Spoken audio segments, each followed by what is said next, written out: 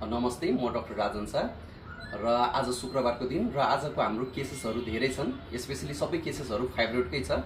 So आज हामीले 5 जनाको पाठेघरमा पलाएको मासुको शल्यक्रिया गर्न जाँदैछौँ, जसमध्ये 4 जनाको हामीले पाठेघर बचाएर पाठेघरमा पलाएको फाइब्रोइड निकाल्ने शल्यक्रिया गर्नेछौँ र 1 जनाको हामीले पाठेघर निकाल्ने शल्यक्रिया गर्नेछौँ।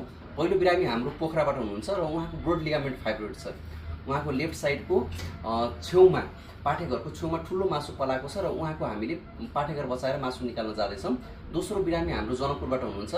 उहाँको पाठेघरको भित्री भागमा बच्चा बस्ने ठाउँमै मासु पलाएको छ र जस कारणले गर्दाखेरि उहाँलाई एकदमै धेरै ब्लिडिङ हुने र धेरै पेट दुख्ने समस्या छ। उहाँको पनि हामीले पाठेघर बचाएर पाठेघरमा पलाएको मासु निकाल्ने शल्यक्रिया गर्न जाँदैछौँ। उहाँ जम्मा 30 इयर्स हुनुहुन्छ, रिसेन्टली म्यारिड हुनुहुन्छ र बेबी पनि छैन। सो हामीले उहाँको पाठेघर बचाएरै गर्न जाँदैछौँ।